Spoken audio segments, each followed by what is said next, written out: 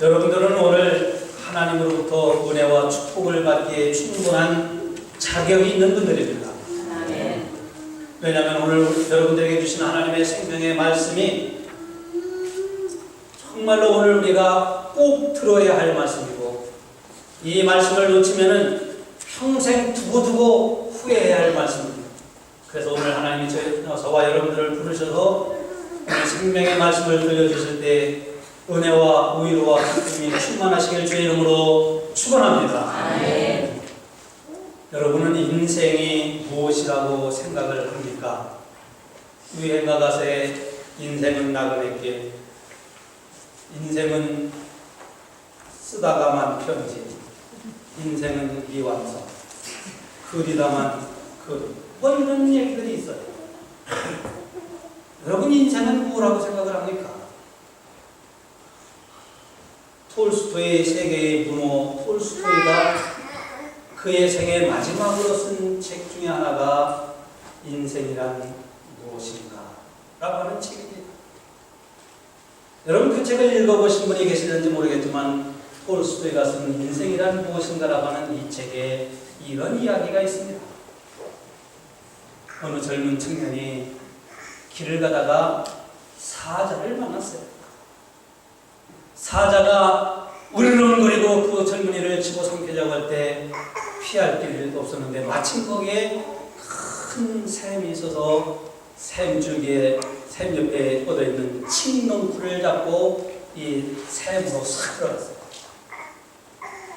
근데 사자는 그 위에서 이 사람이 나오기만을 기다리고 으르렁거리고 있는데 이 사람은 칡넝쿨을 잡고 우물 속에 들어가서 몸을 움츠리고 있는 겁니다.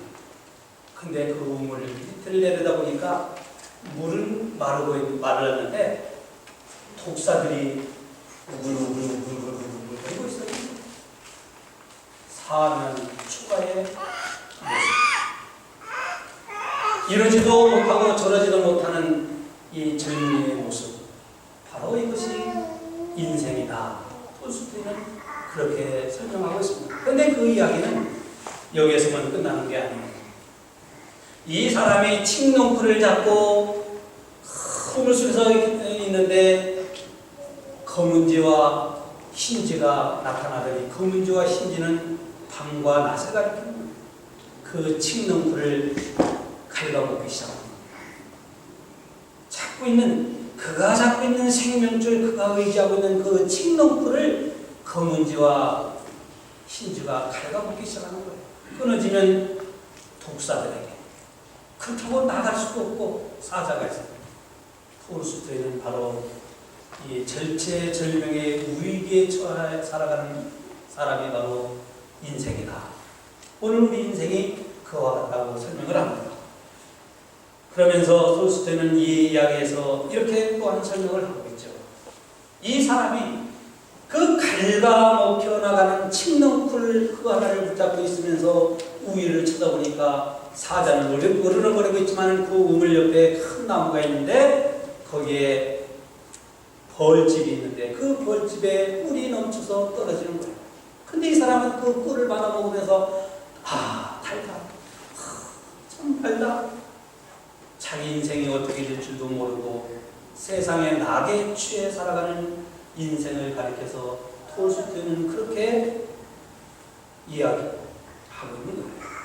그러면서 그가 마지막에 뭐라고 결론을 맺고 있습니까? 인간의 사후에 다가오는 죽음, 절체절명의 위기에 살아가는 인간, 한치 앞을 내다볼 수 없는 인간들이 그 세상의 낙에 취해서 세상의 달콤함에 취해서 헤어나오지 못하는 인간들을 향하여 죽음 이후의 세계를 준비하라고 톨스토이는 우리에게 그렇게 이야기하고 있습니다. 여러분, 톨스토이의 이야기처럼 인생은 정말 심각한 위기에 직면해 있습니다. 너나 할 것 없이 우리 인생은 모두가 절체절명의 위기에 처해 있는 거예요. 한치 앞을 내다볼 수 없습니다. 그 위기는 내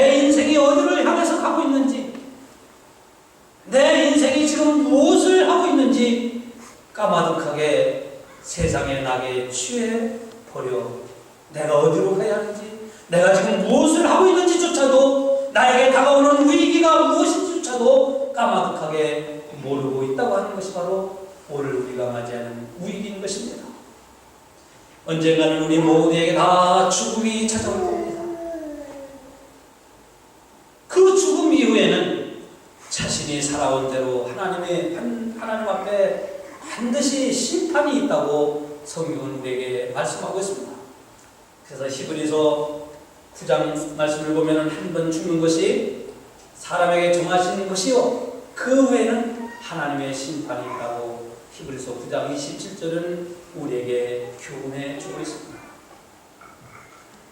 그런데 사람들은 그 사자 때문에 우물 속에 들어가 있는 그 젊은 청년처럼 세상의 안락함에 취해서, 세상의 향락에 취해서 하나님의 심판에 대해서 너무나 무관심하게 살아가고 있는 거예요. 인간은 사후세계에 대한 대비 없이 너무나 안일하게 우리는 살아가고 있지 않은가 한번 생각을 해볼 필요가 있습니다.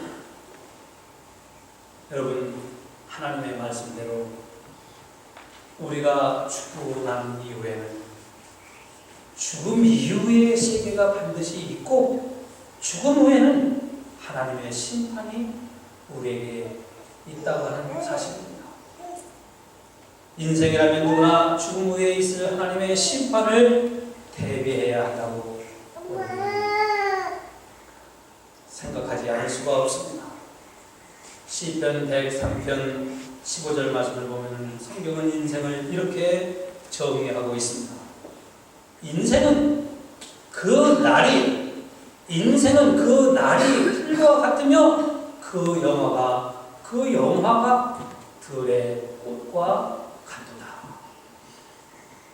쉽게 떨어지고 시그러들 날이 온다고 하는 얘기죠.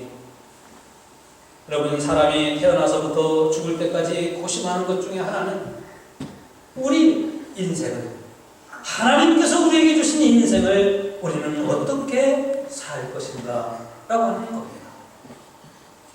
왜냐하면 어떤 사람은 자기에게 주어진 인생을 아주 가치 있고 의미 있고 보람되게 이 사회를 위해서 공헌하며 살아가는 인생이 있는가 하면, 어떤 인생은 그 주어진 인생을 살아가면서 늘 가시 같은 존재로 살아가는 인생도 있기 때문입니다. 어떤 사람은 그 소중한 인생을 허비하며 동물과 같은 동물적인 인간을 모습으로 살아가는 그런 인생들도 있는 거예요. 어떤 사람은 사람들에게 꼭 필요한 사람, 사람들에게 유익을 주는 사람, 사람들에게 위안이 되어주며 살아가는 사람이 있는가 하면은, 어떤 사람은 늘 가시 같은 존재로 살아가는 그런 사람도 우리 주변에는, 또 오늘 우리는 그런 모습으로 살아가고 있는지도 모릅니다. 오늘 성경을 통해서 하나님은 우리에게 인생을 살아가는 참된 의미는 무엇이고, 오늘 우리는 그 짧은 인생을 살아가면서 무엇의 가치를 두며 살아가야 할 것인가에 대해서 우리에게 가르쳐주고 있는 말씀입니다. 가룟 유다는 예수님을 배반해서 은 30을 받고 대제사장들과 로마 군관들에게 팔아 넘기기로 약속을 했습니다. 가룟 유다는 왜 예수의 제자로 살아왔으면서 왜 마지막에 그러한 인생을 살아야, 또 그러한 인생을 걸어가야 했을까요? 저는 오늘 성경에 말씀하고 있는 가룟 유다의 인생을 통해서 우리는 어떤 인생을 살아야 할 것인가에 대해서 하나님 주신 생명의 말씀을 전하고자 합니다. 예수님은 가룟 유다가 예수님을 배반하고 팔아 넘기기로 하고 다시 돌아왔음에도 불구하고 제자들에게 유월절을 준비하라고 말씀하셨어요. 지난 주일에 유월절에 대해서 말씀을 잠깐 드렸습니다만은, 예수님이 맞이하는 이 유월절은 제자들과 마지막, 예수님의 생애의 마지막 유월절입니다. 유대인들에게는 77절이라고 하는 오순절, 그리고 추수감사절이라고 하는 수장절, 그리고 유월절이라고 하는 이 3대 절기가 가장 중요한 종교, 그리고 민족의 그 나라의 중요한 절기예요. 이 6월절에 예수님은 마지막으로 제자들과 함께 보내기 위해서 6월절을 준비하라고. 그래서 베드로와 요한을 보내면서 동네에 들어가면은 어떤 사람이 물동이를 들고 안으로 들어갈 텐데 그 사람을 따라 들어가서 그 사람에게 이르기를, 선생님이 오늘 이 집에 와서 제자들과 함께 6월절을 보내기를 원하시는데 6월절을 보낼 수 있는 방이 어디 있느냐, 객실이 어디 있느냐 물어보라. 참 뜬구름 잡는 같은 소리지만은 베드로와 요한은 그 말씀대로 순종했다고 오늘 성경 우리에게 말씀합니다. 예수님이 예루살렘에 입성하기 전에 베다니에서 제자들에게 이렇게 말씀하신 적이 있어요. 동네에 들어가면 한 번도 타보지 않은 나귀를 메어놓은 집이 있을 텐데 그 집에 가서 주인에게 주께서 쓰시겠다고 하라. 그러면 그가 내어줄 테니 끌고 와라. 오늘도 제자들이 누구 집에, 예약도 안 한 집에 가서 주님이 6월절을 보낼 테니까 택시를, 방을, 홀을 준비하고 음식을 준비하라고 예수님은 말씀하고, 제자들이 가고 왔더니 마침 물동이를 들고 가는 그 사람이 있어서 그 사람을 따라 들어가 그 주인에게 그렇게 하였더니 그 집에서 예수님이 보낼 6월절을 준비했다고 성경은 우리에게 말씀합니다. 제자들의 생각 속에 아니 뜬구름 잡는 같은 말씀을 어떻게 할까? 이미 예약해 놓은 것도 아니고 이미 약속한 것도 아니고 어떻게 그 집에 들어가서 6월절을 보낼 방과 그리고 음식을 준비하라고 할 수 있을까? 그러나 제자들은 예수님이 말씀하신 대로 가서 순종을 했더니 그 6월절이 그 집에서 준비되었다고 성경은 말씀합니다. 성도 여러분, 그리스도인인 우리도 하나님의 말씀에 절대적인 순종이 필요합니다. 아브라함은 100세에 얻은 아들을 제물로, 번제물로 각을 떠서 태우는 그 번제물로 드리라고 할 때 하나님의 말씀에 순종해서 그 아들을 데리고 모리아산까지 가서 제물로 삼아 잡으려고 할 때 예수 하나님이 아브라함아 손대지 말라, 뒤를 봐라, 내가 수약을 준비했노라. 그래서 여호와 이레, 하나님이 준비하셨다고 성경은 말씀합니다. 오늘 이 제자들이 주님의 말씀에 순종했더니 이 집에 예수님이 마지막으로 보낼 6월절을 준비했다고 오늘 성경은 우리에게 말씀하고 있지 않습니까? 오늘 우리가 하나님의 말씀에 순종할 때 6월절 장소가 예비되어지고 아브라함에게 수양이 예비되어졌던 것처럼 오늘 우리가 주님의 말씀에 순종할 때 사람과 환경을 통해서 오늘 우리에게 필요한 것을 예비하시는 하나님의 은혜가 저와 여러분들에게 있어지기를 주의 이름으로 축원합니다. 우리가 주님의 말씀에 순종할 때 주님이 예비하시는 하나님의 평강이 여러분들에게, 주님의 말씀에 순종할 때 주님이 예비하시는 하나님의 기쁨이 여러분에게 충만하시길 바랍니다. 문제는 우리가 주님의 말씀에 순종하는 인생을 살아가느냐 하는 게 문제예요. 베드로와 요한은 오늘 본 말씀과 같이 예수님의 말씀에 대로 순종해서 그 집을 따라간 거예요. 근데 여러분, 이 집이 어떤 집인지 아세요? 이 집이 마가의 집이에요. 이 마가의 집이라는 것은 어떤 의미냐? 예수님이 부활하시고 나셔서 실망과 좌절과 그리고 세상 권세에 두려워하는 제자들에게 찾아오셔서 새 영을 불어넣어 주시고 용기와 위로를 주셨던 집이 바로 이 마가의 집이에요. 그리고 뿐만 아니라 예수님이 승천하시기 전에 제자들에게 예루살렘을 떠나지 말고 성령을 기다리라, 기도하면 하나님이 성령을 부어서 성령을 부어주리니, 그래서 120명이 제자들과 함께 모여서 이 집에서 뜨겁게 기도하다가 하나님의 성령을 받은 곳이 바로 이 마가의 집 여기예요. 그래서 이 집이 바로 가장 처음 세워진 예루살렘 교회의 개척지가 된 거예요. 교회가 세워진 이 마가의 집에서 교회가 세워지고, 이 마가의 집에서 성령이 뜨거운 역사를 하고, 이 마가의 6월절을 보냈더니 이 마가의 집에서 복음의 역사가 불같이 일어나는 하나님의 은혜와 축복이 주어지는 거예요.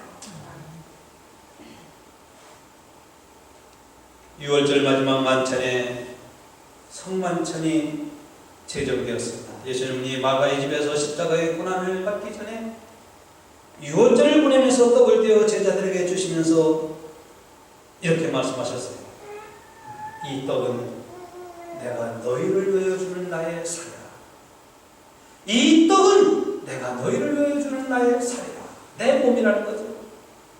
너희가 이를 행하여 나를 기념하라 하시고 또 식후에 잔을, 포도주의 잔을 제자들에게 주시면서 이 잔은 내 피로 세우는 새 언약의 피라고 말씀하셨습니다. 이 말씀은 예수님이 십자가에서 죽음을 당하시는, 예수님이 십자가에 못 박혀 피와 온몸이 찢기는 것은 유대인뿐만 아니라 유대인을 넘어 유대인을 유언하여 온 세계 인류의 죄를 대속하시는 대속제물이 되신다고 하는 것을 오늘 예수님이 6월절 그리고 이 성만찬 제정에서 예수님은 제자들에게 가르쳐 주신 거예요. 예수님의 십자가의 죽으심은 그래서 유대인들만을 위해서가 아니라 저와 여러분들의 죄를 대속하시기 위한 하나님의 대속 제물이 되신 것입니다. 예수님은 성만찬을 제정하시면서 예수님의 십자가에서의 죽음이 결코 헛된 것이 아니라 인간의 죄를 씻어주시는 하나님의 구속의 능력이 되심을 제자들에게 가르쳐 주신 겁니다. 그러면서 예수님은 이때에 이렇게 말씀하셨어요. 요한복음 6장 53절 우리 한번 같이 읽어봅니다. 시작. 인자의 살을 먹지 아니하고 인자의 피를 마시지 아니하면 너희 속에 생명이 없느니라. 여러분, 이것은 식인종이 되라는 의미가 아닙니다. 예수 그리스도의 몸이 다 찢겨진 것, 그가 흘린 피의 구속의 은혜를 믿지 않으면 하나님이 주시는 영생의 생명이 있지 아니하다고 하는 말씀입니다. 예수님은 성만찬을 행하신 후에 이 거룩하고 엄숙한 자리에 예수를 팔자가 있다, 이 중에 나를 팔자가 있다고 말씀하셨어요. 그랬더니 제자들이 깜짝 놀란 거죠. 아니, 우리 12명 중에서 예수님을 팔자가 있다니 이게 무슨 말이냐고 제자들은 얼마나 당황하고 얼마나 놀랐겠습니까? 21절 말씀을 보면 보라, 나를 파는 자의 손이 나와 함께 상위에 있다. 마태복음 26장 21절 말씀을 보면 이때 이렇게 말씀합니다. 저희가 먹을 때 이르시되 내가 진실로 너희에게 이르노니 너희 중에 한 사람이 나를 팔리라. 유다가, 가룟 유다가 예수를 팔기 위해서 은 30을 받고 돌아왔지만 지금이라도 회개하라는 메시지입니다. 예수님은 그것을 다 알고 계십니다. 지금 누가 나를 팔기 위해서 나갔다가 돌아왔는지, 그래서 누가 나를 지금 팔려고 여기 와 있는지 예수님은 다 아시고, 이 중에 나를 팔자가 있다고 하시는 말씀은, 나와 함께 사고의 손 얹은 자가 나를 팔자라고 하시는 말씀은 가룟 유다에게 회개하라는 말씀입니다. 회개하라는 거예요. 그런데 가룟 유다는 이 말씀을 듣고도 자기는 아닌 것처럼 시치미를 뚝 떼고 있습니다. 왜 인생을 그렇게 삽니까? 그래서 예수님은 또다시 말씀합니다. 마태복음 26장 24절 말씀을 보면 인자는 자기에 대하여 기록된 대로 가거니와 인자를 파는 그 사람에게는 화가 있으리로다. 그 사람은 차라리 나치나 말았으면 자기에게 죽을 뻔하였다고. 이 말씀을 듣고도 가룟 유다는 회개하지 않습니다. 여러분, 예수님이 하시는 말씀을 듣고 가룟 유다는 어떻게 했어야 됐을까요? 아니, 저와 여러분들이 오늘 하나님의 우리에게 들려주시는 말씀을 들을 때에, 오늘 우리에게 늘 들려주시는 말씀을 들을 때에 우리는 그 말씀을 듣고 우리는 어떤 신앙의 자세를 가져야 할까요? 가룟 유다만이 문제가 아닙니다. 예수님이 보라, 나를 파는 자의 손이 나와 함께 상호에 있다고 하시는 것을, 이 말씀은 속히 회개하라는 거예요. 속히. 그래서 우리가 성만찬을 행할 때마다 회개의 기도를 드리지 않습니까? 우리가 성만찬을 할 때마다 우리 다 함께 우리의 죄를 고백하며 회개 기도합시다 하는 내용이 바로 그래서 하는 거예요.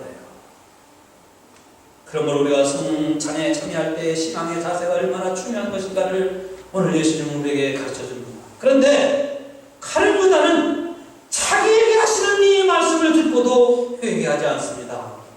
왜? 인생이 그렇게 살아야 할까? 회개할 기회가 주어졌는데 우리도 나 자신이 바르지 않아도 죽을 죄를 짓지 않고 살아간다고 늘 생각합니다. 근데 사실 여러분, 어느 죄는 죽을 죄고 어느 죄는 죽지 않을 죄가 어디 있습니까? 그런데도 대부분 사람들 생각 속에는 내가 그렇게 무슨 큰 죄를 지었냐? 내가 남의 것을 도둑질했냐? 내가 강도질을 했냐? 내가 강간질을 했냐? 이러면서 자기 의에 빠져 살아가는 사람들이 얼마나 많습니까? 그래서 말씀을 들어도 회개가 없어집니다. 왜 우리는 인생을 그렇게 살아야 할까? 어느 교회에 왕 집사님이 목사님의 설교의 말씀을 듣고 마음에 큰 부담을 갖게 됩니다.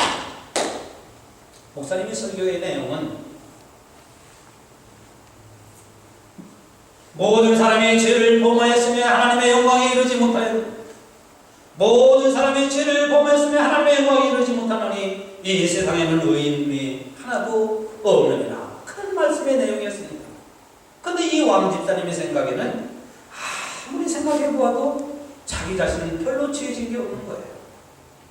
남의 물건을 도둑질한 적도 없고 사기친 적도 없고 내가 지금까지 살면서 남을 얼마나 많이 도와줬던가, 내가 지금까지 살면서 얼마나 내가 바르게 살려고 노력했던가, 내가 지금까지 살면서 남을 얼마나 남을 위해서 내가 희생하고 봉사했던가. 그러면서 이 왕집사 생각에는 세상에는 악인이 있지만 나는 아니다. 세상에 나쁜 사람이 있지만 나는 아니다. 세상에 별의별 못된 사람 다 있지만 나는 아니다. 왜? 나는 열심히 남을 도와주고 나는 열심히 일하면서 일만 위해서 살았고 나는 나쁜 짓 한 것이 없다고 생각해왔기 때문입니다. 근데 왜 목사님은 모든 사람이 죄를 범하였으니 하나님의 영광에 이르지 못하고 모든 사람이 다 죄인이라고 그렇게 설교합니다. 그래서 마음에 부담이 생긴 거예요. 그러던 어느 날 왕집사님은 자기 자신 안에 있는 또 다른 자기 자신을 보게 된 겁니다. 분명히 감사해야 할 일이었음에도 불구하고 자기 안에 있는 또 다른 자기는 감사하지 않으려고 하는 또 다른 자기의 모습을 본 거예요. 분명히 사랑해야 함에도 불구하고 자기 안에 있는 또 다른 자기는 그 사람을 사랑하지 않으려고 비호하는 자기의 그 모습을 본 거예요. 그러면서 이 왕집사님은 그렇구나, 내 안에 또 다른 내가 있구나 라고 자기의 모습을 보니까 발끝에서부터 머리끝까지 온통 죄로, 온통 죄와 허물로 얼룩진 자기 자신의 모습을 보게 된 거예요. 그래서 눈물이 콧물이 되도록 하나님, 나는 의롭고 내가 잘못이 없고 나는 바르게 살아왔기 때문에 나는 죄인이 아닌 것처럼 나는 교회를 열심히 다니고 나는 교회를 위해서 열심히 일하고 내가 사람들을 많이 도와주고 내가 이렇게 살아면서 나는 가는 줄 알았는데 또 다른 나의 모습은 왜 이렇게 나의 모습은 죄인입니까? 왜 이렇게 나의 모습은 부족한 그런 나의 모습입니까? 하나님 앞에 울며 통곡하며 회개하며 하나님, 나는 죄인이거든요. 주님, 나는 죄인이다 라고 고백하며 회개했다는 얘기입니다. 사랑하는 성도 여러분, 이 거룩한 6월절 식사와 성만찬 자리에 가는 유다가 있습니다. 도대체 이 사람은 어떤 사람이길래 예수를 팔기로 해서 온 30을 받고 여기에 다시 돌아와 이 거룩한 성만찬 자리에 있다고 하는 말입니까? 왜 그런 인생을 그렇게 살아야 했을까요? 저는 이 가룟 유다가 그 가룟 유다의 인생을 보면서 그는 지조가 없는 인생이었다고 생각을 합니다. 참 지조가 없어요. 예수를 믿겠다고, 예수의 제자가 되어서 하겠다고 다짐하고 예수의 제자가 되어서 3년 동안 예수님을 따라다니면서 수많은 기적과 기사와 말씀을 들었습니다. 보았습니다. 그런데 그는 예수를 배반하고 예수를 팔아버린 인간이 되지 않았습니까? 정말 그는 지조 없는 인간이었습니다. 그런데도 어떻게 또 예수님 앞에 와서 안 그런 척하고 있습니까? 왜 인생을 살아도 그렇게 살아야 합니까? 그러므로 우리는 인생을 살아도 지조가 있는 인생을 살아야 합니다. 오늘 여기 붙었다가 내일은 저기 붙었다가 그런 인생이 되지 말자는 거예요. 예수를 믿을 바에야 믿는 것처럼 믿으라는 거예요. 여러분, 오늘 여기 붙었다가 저기 붙었다, 이게 좋은 성격이 아닙니다. 어떻게 보면 이런 사람은 기회주의적인 거예요. 어떻게 보면 이런 사람의 정말 이런 사람의 결정적인 때는 아무에게도 붙을 데가 없어진다고 하는 사실을 오늘 우리는 깨달아야 합니다. 믿음이면 믿음, 은혜의 자리면 은혜의 자리에 있어야지, 은혜의 자리에 있다가 여기 붙었다 저기 붙었다 가려다는 그런 인생을 살아오지 않습니까? 예수 믿기로 했으면 예수 믿는 자가 되어야 되지. 안 믿기로 했으면 지옥 갈 각오를 하고 지옥 갈 인생으로 살든지, 아니면 회개하고 예수를 믿든지. 여기 붙었다가 저기 붙었다가 오늘은 여기 기웃거리고 내일은 저기 기웃거리고, 여러분, 이런 사람은 도대체 알 수 없는 사람입니다. 성도 여러분, 우리는 예수를 믿어도 뜨겁든지 차갑든지 미지근하면 주님이 뭐라고 말씀하셨습니까? 내가 너희를 동무자하지 못해도 토해버릴 거라고 예수님은 우리에게 말씀하지 않았습니까? 기회주의적인 삶을 살지 말라는 거예요. 옛날 다윗 시대 때에 시므이라고 하는 사람이 그랬습니다. 시므이라는 사람은요, 다윗이 자기 아들 압살롬에게서 쿠데타를 당해서 피난갈 때 시므이는 다윗을 돌멩이 던지면서 막 저주를 퍼붓습니다. 왜냐하면 다윗이 이제 끝났다는 얘기죠. 그러다가 다윗 정부군이 그 아들 압살롬의 쿠데타군을 진압하고 다시 예루살렘으로 돌아올 때 또 시므이는 아이고 왕이여 나는 용사수다. 내가 그러니까 다윗이 데리고 있던 신하 한 명이 뭐라고 합니까? 저 자를 쳐 죽일까요? 다윗은 아니다. 내 아들도 나를 배반하는. 근데 나중에 솔로몬 왕 때에 시므이를 처단시키지 않습니까? 여러분, 지조를 지켜야 돼요. 신앙의 지조를 지켜야 돼요. 믿음에 바로 서 있으라는 거예요. 가룟유다는 잘못을 회개할 줄은 모르는 사람이었습니다.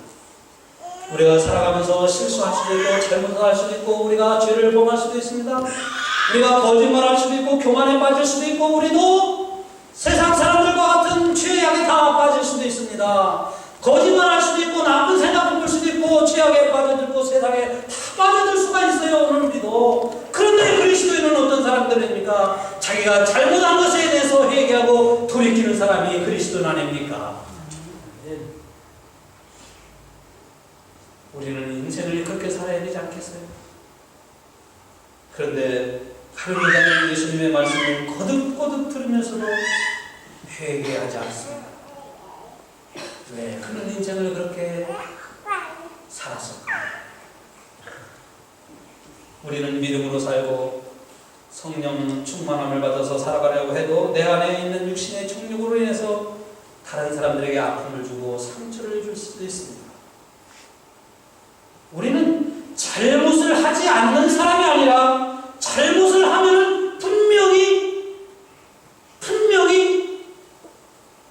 용서를 구하고 사과하고 회개할 줄 아는 그리스도인이 되어야 합니다. 여러분, 다른 사람에게 아픔을 주면은, 다른 사람에게 잘못했으면은 미안합니다. 참 미안했어요. 죄송합니다. 왜 이 말 못할까요? 왜 이런 말 못하고 살아가는 인생이 되어야 할까요?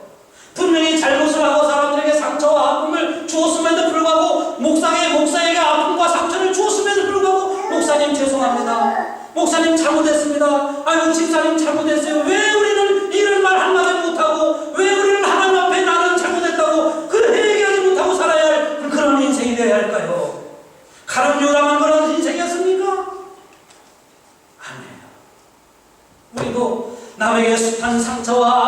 부모가 문제를 일으키고 가시를 찔러주고 있으면서도 미안하다고, 잘못했다고, 용서해달라고 사과 한마디 하지 안 하고 살아가는 인생, 그것이 우리의 인생 아닙니까? 가룟유다 보세요. 아무렇지도 않은 듯이 있지 않습니까? 지금 아무 일도 없었던 것처럼 지금 예수님을 팔아버리기에 갔다 왔으면서, 예수님, 나야 잘못했습니다. 내가 예수님을 배반하고 팔려고 내가 은삼십을 받고 왔습니다. 나를 용서해 주세요. 왜 그 소리 못했을까요? 왜 그 고백을 하지 못했을까요? 여러분, 가룟유다는 마지막으로 알면서도 잘못에 빠져들어가는 인간이었습니다. 성도 여러분, 우리도 알면서 죄악의 수렁에 빠질 때가 한두 번이 아니지 않습니까? 알면서도 잘못된 길에 들어서고, 알면서도 있어야 할 곳이 아님에도 있게 되고, 알면서도 죄악의 길에 빠져들어가는 모습이 바로 오늘 저와 여러분의 모습입니다. 왜 우리는 그러한 인생을 살아야 할까요? 우리는 이렇게 신앙생활에서는 안 되는 줄 알면서, 산적한 문제를 놓고 기도하지 않으면 안 되는 줄 알면서, 교회가 부흥하고 성장하기 위해서 내가 전도하지 않으면 안 되는 줄 알면서, 내가 진실하지 않으면, 내가 하나님의 말씀에 순종하지 않으면 하나님이 나에게 은혜와 복을 주시지 아니한다는 것을 알면서, 왜 우리는 알면서도 할까요? 제가 고등학교 때 부르던 노래 중에 하나, 안 되는 줄 알면서 왜 그랬을까? 도서관에 간다고 말해놓고 친구하고 공원길에서 놀아났다고 그런 노래가 있었죠. 여러분, 우리는 알면서 잘못하는 일들이 너무나 많아요. 가룟유다는 대제사장과 로마의 군관들이 있는 곳에 가면 안 되는 줄 알면서도 거기는 예수를 팔려고 모의하고 있다는 것을 알면서도 간 거예요.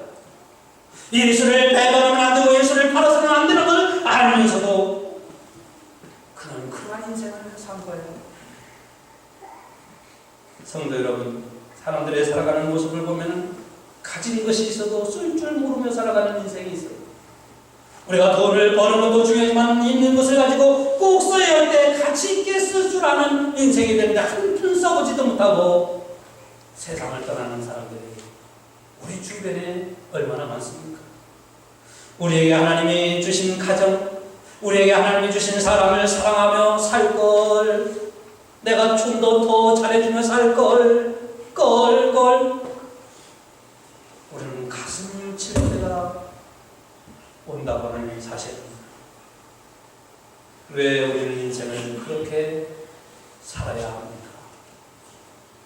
가룟유다는 지조 없이 살아가는 기회주의자였고, 회개할 줄 모르는 사람이었고, 알면서도 자기의 잘못에 빠져드는 사람이었습니다.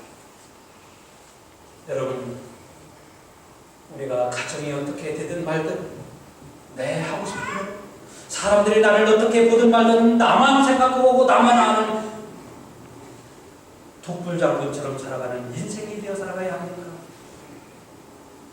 우리는 좀 더 남을 배려하고, 우리는 좀 더 남에게 유익을 끼치고, 우리는 좀 더 다른 사람에게 도움이 되고, 좀 더 다른 사람에게 필요한 인생이 되어 살고 싶지 않습니까, 여러분? 지금까지 여러분들이 그렇게 살아왔다 할지라도 앞으로 더더욱 주님이 여러분에게 주신 인생, 그 인생을 살아갈 수 있는 모든 환경과 여건을 주신 주님, 이제는 나에게 인생을 주신 그 주신 자를 위해서 살고 싶지 않습니까, 여러분? 이것이 바로 인생을 가치 있게 살아가는, 그 인생을 보람되게 살아가는 예수 그리스도의 사람이 아닐까요? 사랑하는 성도 여러분, 여러분의 인생을 어떻게 살기를 원하십니까? 하나님이 여러분에게 주신 인생을 가장 가치 있고 가장 보람되게 살 수 있는 것은 여러분에게 주신 그 주신 자를 위하여 살아가는 겁니다. 주신 자를 위해서 사명을 감당하고, 주신 자를 위해서 더더욱 사랑하고, 여러분에게 만나고, 여러분에게 주신 가정, 여러분에게 주신 아내, 여러분에게 주신 남편을 더더욱 사랑하고, 여러분에게 주신 이 교회를 더더욱 우리가 만나는 사람들을 더더욱 사랑하며 살아가는 예수의 사랑, 후회가 없는 인생을 살아가는 예수의 사람이 되시길 주의 이름으로 축원합니다.